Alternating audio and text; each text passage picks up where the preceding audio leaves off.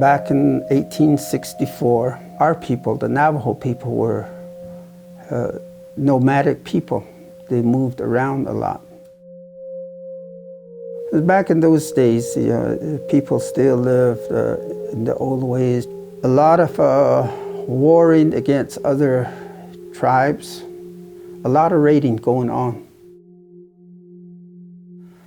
This caused the United States government to direct a person called Kit Carson to round up the Navajos. And the intention was to take him to a place in New Mexico called Fort Sumner.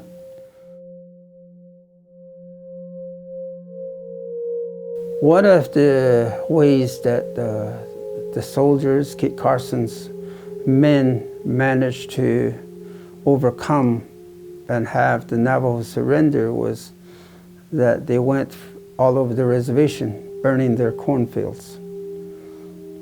They burned their orchards. They killed their animals.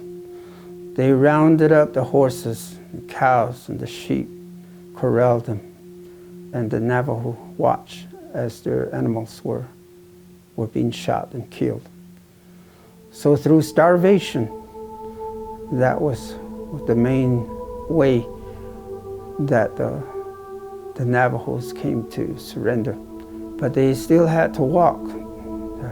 They still had to walk the 300 miles to Fort Sumner. They had to go across the Rio Grande in New Mexico.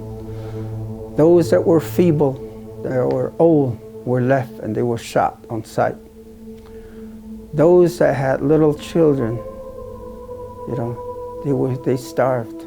There are stories about when they were trying to cross the Rio Grande, they couldn't swim, and their babies were dragged away from them by the currents of the river. And many people vanished while crossing the Rio Grande. For 4 years, they were imprisoned in Fort Sumner from 1864 to 1868. There's a lot of hardship went through. Food were rationed, but you can just imagine it was not enough for survival.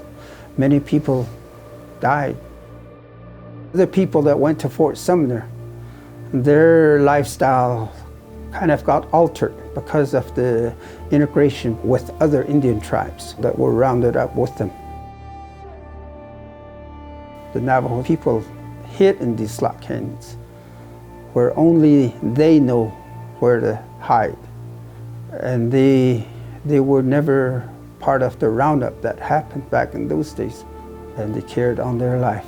They never got detached of their cultural practices, traditional practices. So these people existed and they kept their culture, their way of life. If you respect your mother, the earth, the sky, your father, he'll give you a blessing in return. And in this sense, Mother Earth provided us a place to hide, to get away from being captured. This is the way the native person will think.